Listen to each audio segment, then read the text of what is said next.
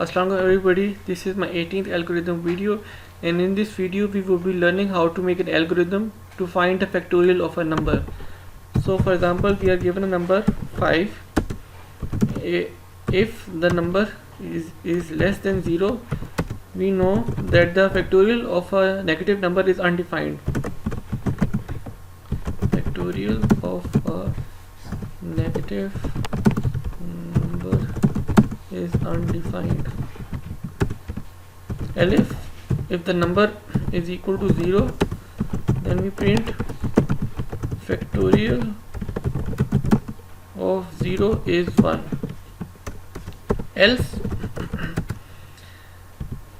we make a variable of product sum, we store number into it, and we make a for loop for I in range number -1 comma it goes to 0, but if 0 is not included, and it we go in reverse,